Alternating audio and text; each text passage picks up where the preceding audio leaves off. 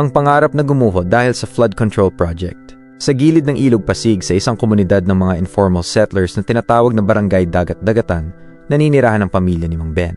Si Mang Ben, isang pedicab driver, ay nangangarap na magkaroon sila ng permanenteng bahay, malayo sa banta ng baha at demolisyon. Ang kanilang pag-asa ay nakatuon sa isang proyektong inihayag ng gobyerno, ang Pambansang Flood Mitigation at Resettlement Program, isang pondo na inilaan para sa bagong dike at mga low-cost housing units para sa mga residente sa tabing ilog.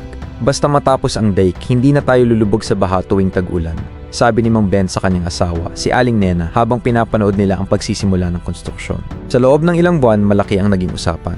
Ang bilyong pisong dike project ay inawardan sa isang malaking kumpanya na may koneksyon sa mga politiko. Ang pondong inilaan ay sapat na sana para sa isang matibay na dike at komportableng pabahay. Ngunit may mga kakaiba sa konstruksyon. Napansin ng MGA residente na mas kaunti ang bakal na ginamit sa semento. Ang mga bagong tayong bahay na dapat sana'y matibay ay tila minadali at gawa sa substandard na materyales. May balita kaban na kickback daw ang kalahati ng pondo. Bulong ng kapitbahay niya na si Karomi na nagtatrabaho sa konstruksyon.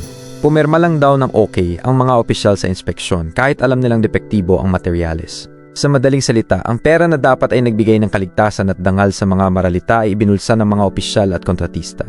Dumating ang bagyong Lakbay. Ito ang unang matinding pagsubok ng bagong tayong dike. Sa kalagitnaan ng gabi habang umaabot na sa tuhod ang baha, narinig nila ang nakakabinging ugong. Gumuho ang bahagi ng dike. Hindi ito nakayanan ng lakas ng rumaragas ang tubig.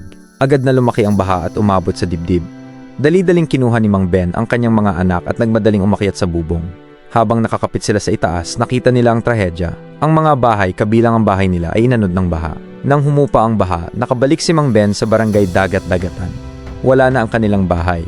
Ang natitira ay putik, basura at ang gumuho-guhong semento ng proyekto. Habang nakatitig siya sa mga durog na semento, naramdaman ni Mang Ben ang matinding galit. Hindi lang sila binaha, sila ay nasagasaan ng korupsyon. Ang pera na ibinawas sana sa buwis, ang perang dapat ay nagbigay sa kanila ng ligtas na tahanan, ay naging sanhi ng kanilang muling paghihirap. Sa malayong syudad, ang mga taong nagbulsa ng pondo ay nagdiriwang sa kanilang mga mansyon, walang kamalay-malay o walang pakialam sa pamilya ni Mang Ben na ngayon ay muling tumutuloy sa isang evacuation center. Para kay Mang Ben, ang korupsyon ay hindi lang balita o iskandalo. Ito ay literal na baha na nagwasak sa kanilang pangarap. Ito ang dahilan kung bakit, sa gitna ng yaman ng bansa, sila at ang kanilang mga anak ay patuloy na nakakulong sa isang buhay na puno ng pangamba at kawalan. Ang mensahe, ang kwento ay nagpapakita ng korupsyon sa mga infrastructure projects ay may direktang at pisikal na epekto sa mga mahihirap na nagpapabigat sa kanilang pasanin at nagpapawalang bisa sa kanilang karapatan sa isang ligtas na pamumuhay. Hanggat nasa ibabaw ang mga malaking buhaya at ang nakukulong lang ay ang mga nasa control nila, di aangat ang bansa natin.